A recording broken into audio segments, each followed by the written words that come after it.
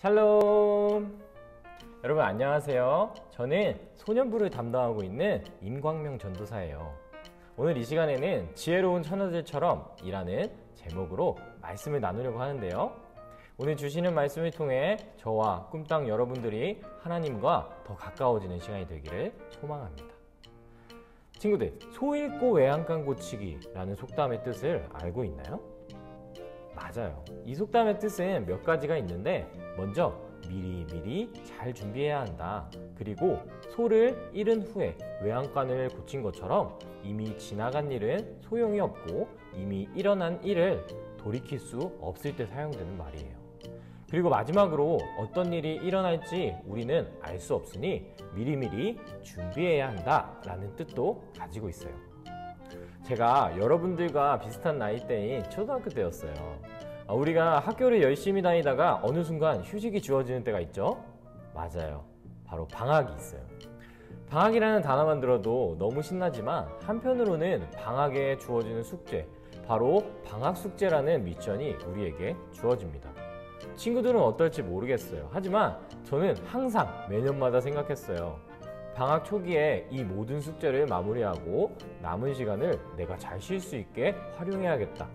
과연 성공했을까요? 못했을까요? 아직까지 단 한 번도 성공하지 못했습니다. 그렇게 개학이 얼마 남지 않은 일주일 전부터 밀렸던 일기를 쓰기 시작하고 포기할 건 포기하면서 결국에는 주어진 일을 전부 마치지 못해 손바닥이 따뜻해졌던 기억이 있습니다. 혹시 여러분들은 이런 경험이 있나요? 학교에서 갑작스럽게 쪽지 시험을 보는 경우도 이와 좀 비슷하지 않을까요? 쪽지 시험은 어떤 친구들이 잘 볼까요, 여러분? 평소에 선생님 말씀에 집중하지 않으면 그 시험에서는 100점 맞기가 쉽지 않을 거예요. 하지만 반대로 매일 수업에 성실하게 참여하고 선생님 말씀에 귀 기울인 친구들은 언제 어디서 쪽지 시험을 본다고 해도 두려워하지 않고 좋은 점수를 받을 수 있을 거예요. 쪽지 시험은 정해져 있는 시험이 아니라 언제 어디에서 치러질지 오직 선생님만 알고 있다는 특성이 있어요. 하나님 나라도 이와 같아요. 하나님 나라가 언제 올지, 예수님이 언제 세상에 오실지 우리는 알 수 없는데요. 오늘 말씀에서 예수님은 우리가 예수님을 어떻게 기다려야 하는지 기다림의 자세에 대해서 한 이야기를 들려주세요. 예수님 시대에는 밤에 결혼식을 했어요. 그리고 신랑이 언제 혼인잔치에 오는지 정확한 시간에 정해놓지 않았어요. 신랑의 아버지가 정한 날짜와 시간이 신랑에게 갑자기 알려지면 신랑을 기다리던 신부와 신부의 친구들이 신랑을 맞이해 결혼식이 이루어졌답니다. 오늘 말씀의 등장인물인 신부의 친구들, 10명의 처녀들은 언제 올지 모르는 신랑을 기다리고 있었죠. 밤늦게 오는 신랑을 환하게 밝혀줄 기름등잔을 들고 말이죠. 10명의 처녀들은 계속해서 등잔을 들고 기다렸지만 신랑은 오지 않았고 긴 시간이 계속되자 10명의 처녀들은 잠이 들어 버렸어요. 그렇게 시간이 좀 흘렀을까요? 갑자기 멀리서 신랑이 왔다! 신랑을 맞이하라! 는 음성이 들렸고 잠에 들었던 10명의 처녀들은 정신을 차리며 자신들의 목적인 신랑을 밝게 맞이하기 위해 자리에서 일어났어요. 그런데 한 가지 문제가 생겼어요. 준비하고 있던 기름 등잔에 기름이 다 떨어져서 밤사이에 다 사용되어서 불이 꺼지고 있었기 때문이죠. 10명 중에 5명만 등불을 밝힐 기름을 넉넉히 준비해서 잔치에 참여하였고 어리석은 5명은 기름이 없어서 참여하지 못했어요.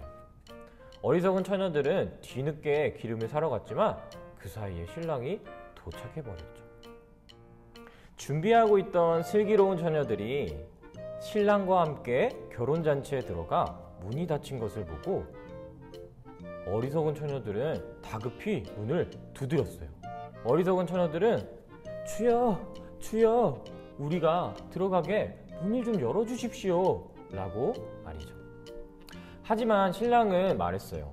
나는 너희를 알지 못한다. 라고 단호하게 대답했어요. 그렇게 5명의 어리석은 처녀들은 계속해서 밤낮 기다리던 기쁜 결혼식에 참여하지 못하게 되었답니다. 여러분, 예수님은 우리가 다시 오시는 예수님을 맞이할 때가 오늘 살펴본 이스라엘의 결혼식처럼 그 날짜와 시각을 알 수 없이 신랑인 예수님이 찾아오시기 때문에 항상 깨어 있어야 한다고 말씀하셨어요. 오랜 시간 동안 많은 사람이 예수님이 다시 오실 때에 대해 궁금해했어요. 그렇지만 예수님께서는 예수님이 언제 다시 오실지 알아내는데 집중하지 말고 예수님이 오실 그날을 준비하며 미리 준비된 자녀로 살아가라고 말씀하셨어요. 예수님은 우리에게 이런 불행한 일이 없도록 늘 준비되어 살아가라고 말씀하셨답니다. 친구들, 예수님은 반드시 우리에게 다시 오신다 라고 약속하셨어요. 여러분은 이 말씀을 정말 믿고 있나요? 그렇다면 다시 오실 예수님을 기다리면서 여러분은 어떤 준비를 하고 있나요? 예수님께서 오셔서 지금의 나를 바라보셨을 때 당당히 예수님을 만날 수 있나요? 지금 눈앞에 보이는 이 땅에서의 삶에만 집중하여 예수님을 만날 준비를 하지 않았던 그 어리석은 5명의 처녀와 같은 사람이 되지 않도록 우리는 늘 조심해야 해요. 매일 예수님을 다시 만나기 위해 내가 할 수 있는 일을 생각하며 실천하는 우리 꿈땅 친구들이 되기를 간절히 소망합니다. 기도하겠습니다. 사랑해 주님, 감사합니다. 오늘도 우리에게 말씀을 주시니 너무나 감사합니다.